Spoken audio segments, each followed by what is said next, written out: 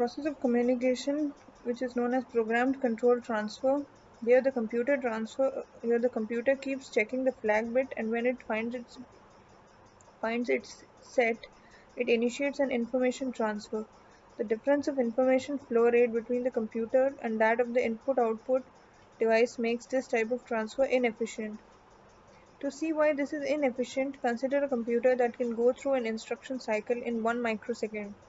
We assume that the input-output device can transfer information at a maximum rate of 10 characters per second. This is equivalent to 1 character every 100,000 microseconds. Two instructions are executed when the computer checks the flag bit and decides not to transfer the information. This means that at the maximum rate, the computer will check the flag 50,000 times between each transfer. The computer is wasting time while checking the flag instead of doing some other useful processing task. An alternative to the programmed controlled procedure is to let the external device inform the computer when it is ready for the transfer. In the meantime, the computer can be busy with other tasks.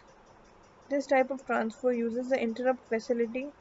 While the computer is running a program, it does not check the flags. However, when a flag is set, the computer is momentarily interrupted from proceeding with the current program and is informed of the fact that a flag has been set. The computer deviates momentarily from what it is doing to take care of the input or output transfer. It then returns to the current program to continue what it was doing before the interrupt. The interrupt enable flip-flop IEN can be set and cleared with two instructions. When IEN is cleared to 0 with the IOF instruction, the flags cannot interrupt the computer. When IEN is set to 1 with the ION instruction, the computer can be interrupted. These two instructions provide the programmer with the capability of making a decision as to whether or not to use the interrupt facility. The way that the interrupt is handled by the computer can be explained by means of this flowchart.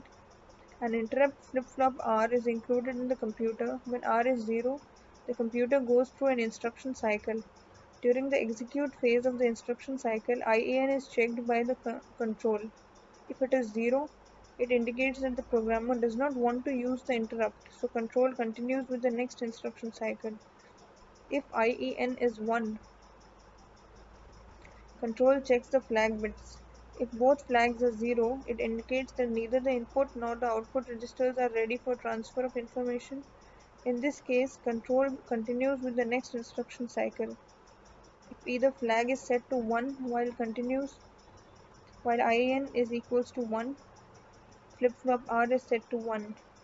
At the end of the execute phase, control checks the value of R, and if it is equal to 1, it goes to an interrupt cycle instead of an instruction cycle.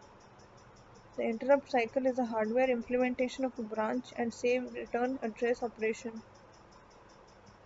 The return address available in PC is stored in a specific location where it can be found later when the program returns to the instruction at which it was interrupted.